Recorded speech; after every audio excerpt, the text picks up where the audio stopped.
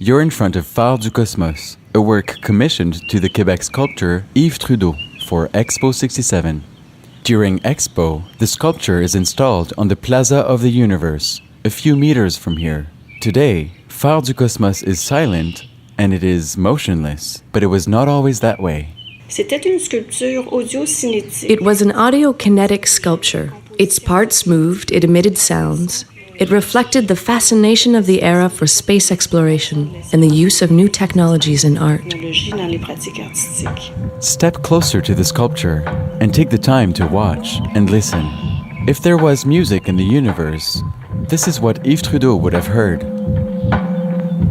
The Phare du Cosmos, or Lighthouse of the Cosmos, is a vertical work built somewhat on the principle of a totem, in the sense that you have a central part, that was the body, you have the legs, which constitute the base of the totem, and then you have an open and clear part, which is the head. The three together form the Phare du Cosmos. The sound was synchronized with the movement of the sculpture.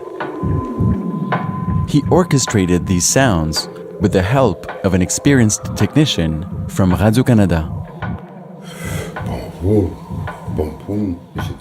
It was the beat of my 37-year-old heart. The context was man and the universe. We tried to be part of the spirit of things, and Expo brought me into contact with international sculptors. L'Expo, elle nous a permis d'entrer en contact avec des sculpteurs internationaux. In the 60s, Yves Trudeau created the Association of Quebec Sculptors. Today, he's considered a leading figure in this art. But what happened to the Phare du Cosmos? Unfortunately, after Expo 67, the sculpture had been abandoned on the site and was then put into storage outside for over 20 years.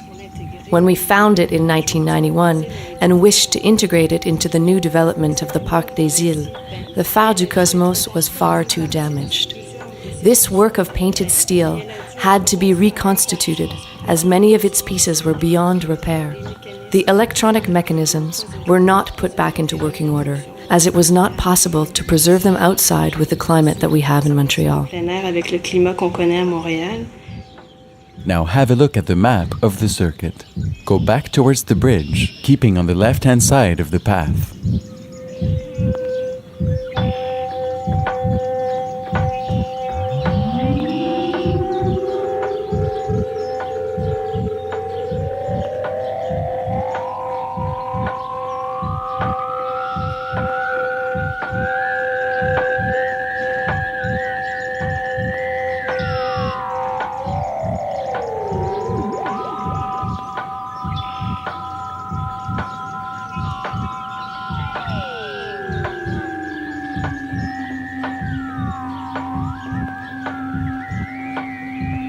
Take the footbridge.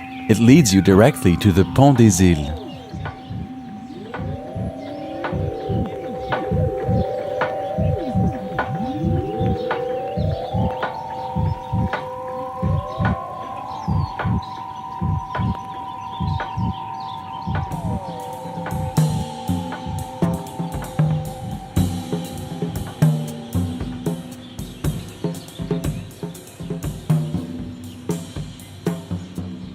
I'll meet you on the bridge near the bike path.